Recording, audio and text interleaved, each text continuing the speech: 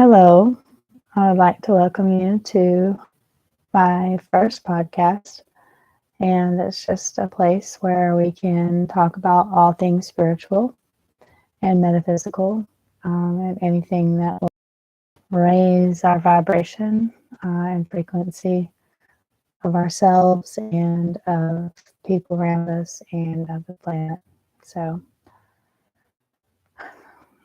the thing that I would like to talk about first, because I get so many questions about it, is chakras. And I'm sure many of you are familiar with chakras, but for those of you who aren't, chakras are energy centers or vortexes or like funnels of energy that we all have and in our body and above our body. And they're connected to our endocrine system. So each of them represent a certain gland or part of the endocrine system. And when each of them get over or underactive, it causes dis-ease or disease or disruptions in first our emotions, and then when they are not addressed or they become more imbalanced, they manifest as physical ailments. So, I find that really, really interesting and intriguing, and they're associated with lots of different things too, such as colors and foods and different ways to heal them, and crystals and all of that, going back to the vibration and frequency and emotion, because as many of you know, that emotions are just energies in motion. And so also we go back to the basics. We know that everything is energy. And in the words of Nikola Tesla, if you want to understand the universe, think in terms of energy, frequency, and vibrations. And, lots of different terms on how everything in the world and in the universe is just energy. Like Einstein said, energy can't be destroyed, it can just be transferred or transformed. Energy and mass is basically the same thing. The theory of relativity, equals mc squared. So even things that are inanimate, this chair is made up of vibrations, so even though our perception can't pick up on the movement, it's all just, just oscillating. So, basically frequency is just how fast something is vibrating. So the higher the vibration of something just means, its frequency is higher. So it's vibrating at a higher frequency than something else. And that goes for colors too. So colors, different colors have a higher vibration or a higher vibrational frequency. So that relates to the chakras as well. So if you want to just get a basic understanding of the chakras, chakra means in ancient Sanskrit, text, the Vedas, an ancient, language and religious text in Indian and Sanskrit culture. Chakra just means wheel, and the way it looks is like a tornado, like I said, like a funnel, like it's larger at the top and it just swirls like a vortex.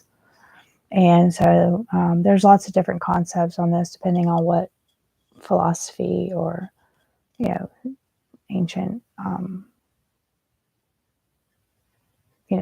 philosophy or, religion that you're looking at, history.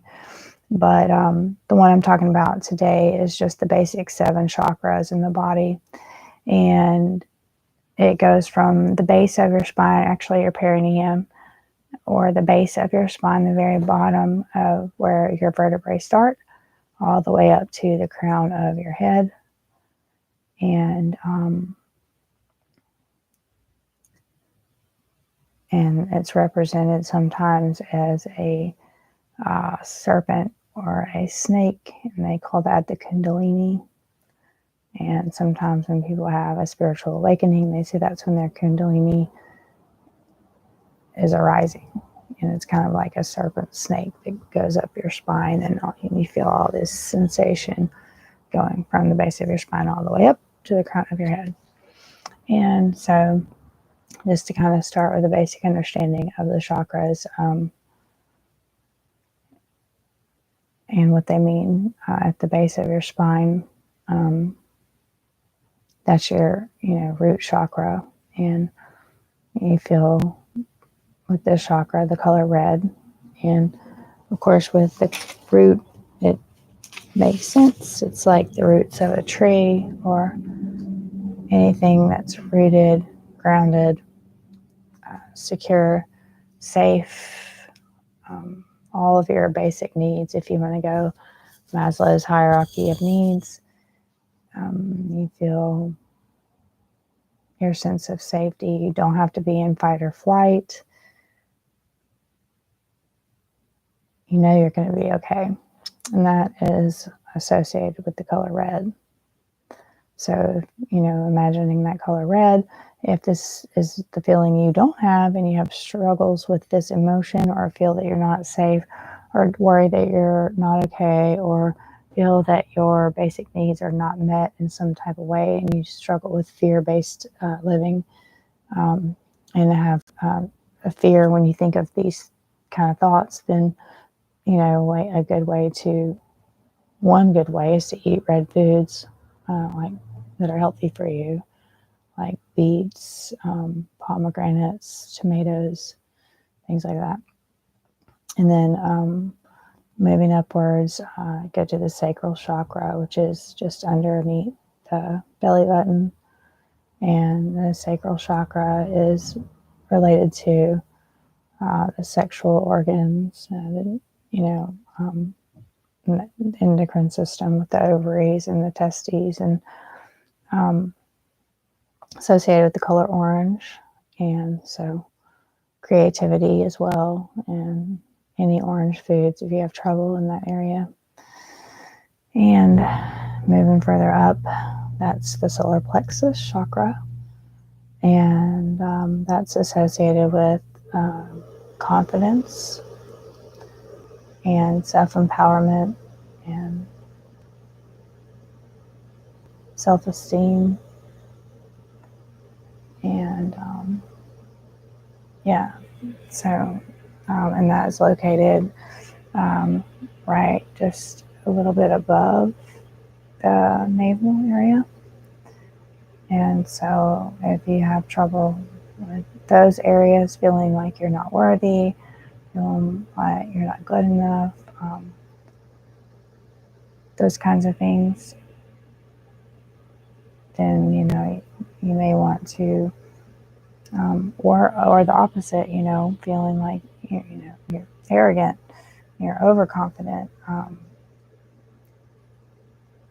cocky, then that's an overstimulation of the solar plexus.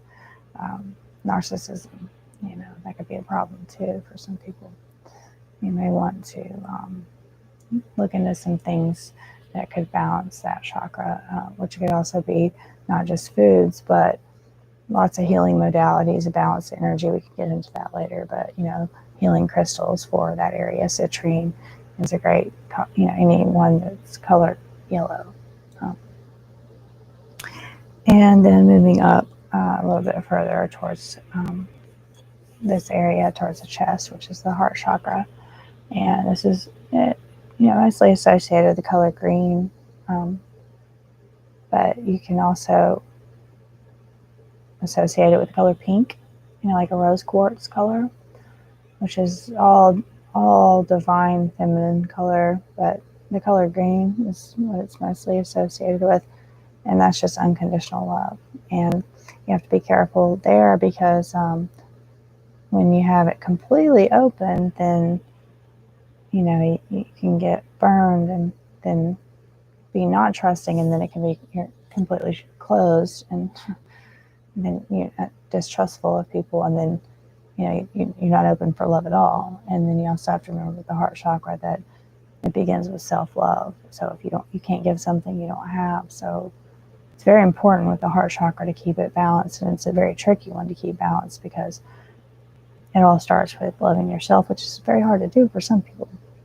It was very hard for me to understand self-love, but once you learn it and you know how to set boundaries and how to say no without feeling guilty, it's a lot to do with guilt and blame, shame, how you were raised, and relationships you've had, and your the tools you know how to use to heal from those things. And so, and once you realize that you can love yourself and you know your self-worth, and that you don't have to have others' validation to prove your self-worth, that you know you already have exactly what you need inside of you, then you're able to project and share that beautiful, divine, unconditional love, not based on if somebody's good or bad. Or it's kind of like your breath. Your breath has been there for you since the day you were born, and it continues to work for you, no matter if you're good or bad. And it doesn't do a better job or a worse job, depending on your attitude or your mood or anything. And it just continues to do a good job for you no matter what. And it never leaves you. It always is there with you. And that's unconditional love. That's how I understood unconditional love, which is kind of amazing. That's what clicked for me. The only time I had ever felt the true sense of unconditional love. But that's okay, because then I knew what it was. So once you understand what it is, then you know how to give it. So that's when you fully understand what unconditional love is, not based on a punishment reward system, not based on what you do or don't do, then you can really understand the heart chakra and how to close it when you need to, and how to open it when you need to at appropriate times. And then moving up to the throat area is the throat chakra, and that's associated with the thyroid gland. And it's about speaking your truth, speaking up for yourself, speaking up for others who don't have a voice to. And also, on the other hand, knowing when to remain silent, knowing when to not react on impulses, when it's the right time to speak and not speak, and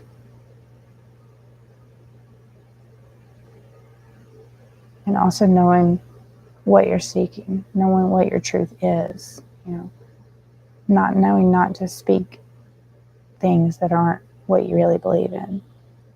And, also having to do with the thyroid gland. The thyroid gland is very important because it's controlled by your pituitary gland, and your pituitary gland has a lot to do with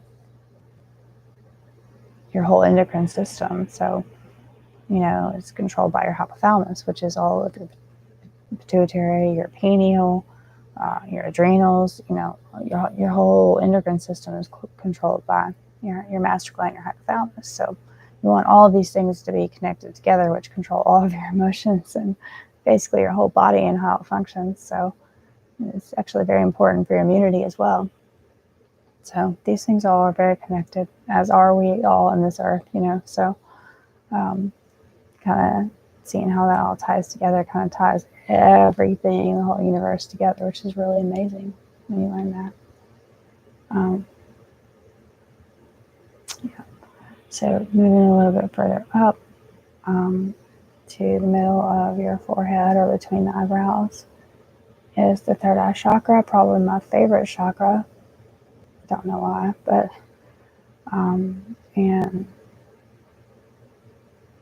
that's associated with your pineal gland, that in your intuition, and so that's associated with an indigo color, and your inner wisdom, your gut instinct, or your mind's eye, your intuition, trusting your intuition.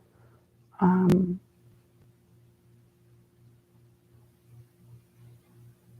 and when that is not in balance, you tend to second guess yourself, not trust yourself, not dream a lot, not meditate a lot.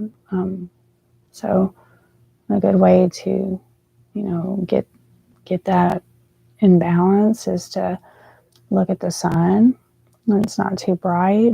I think taking melatonin in good amounts, eating foods with tryptophan in them, taking kelp supplements, eating raw cacao, eating a raw vegan diet, a lot of healthy things, decalcifying the pineal gland, very big, no fluoride water. And those are all things that really help raise your vibration. Also, taking CoQ10 really helps the HTP, and your cells like rejuvenate and everything. Chaga mushrooms help decalcify the pineal gland. There's lots of stuff you can do to decalcify the pineal, and once you do that, your third eye opens a lot more, and you're able to listen to your subconscious mind a lot more. And when you're able to do that, you're able to not trust on your intellectual and analytical mind, and you just go with your first thought, your intuition, and that's the right thing to do. And you're able to listen, operate from your higher self. You just operate from that. You operate from there daily rather than your conditioned self, or what you've been told, or the story that you've lived, or your status quo self. You operate from your higher self all the time. That's a beautiful thing. So it's a gift. Your divine self, and you can kind of keep that balance. And so when you start to stray over to the other ego self, which I know we have to have our ego to survive, but when you start straying a little too far, you kind of go, whoa, hold on a second. Is that just me acting like the person I'm supposed to be, or is that really my true self? And then you kind of pull it back. So, and so it's a good thing to keep that in check. And then when you move a little bit further up towards the crown of the head, or even a little bit further up, which is why political religious figures like the one you see behind me, the Buddha, you see that ring around his head, or Jesus, or any major holy figure, you always see that ring around their head, and it's probably because of their crown chakra.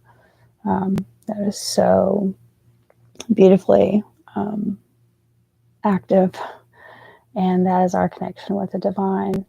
And so if you're in good shape with your crown chakra, you'll feel very connected with the world. You feel very connected with your higher self, very connected with your higher power, very connected with meditation, very connected with the world, and feel one with the world, and all of those spiritual divine things. And if you're not, if you're out of balance with your crown, you may even feel like you doubt spirituality, or you doubt your heart. This seems so foreign to me.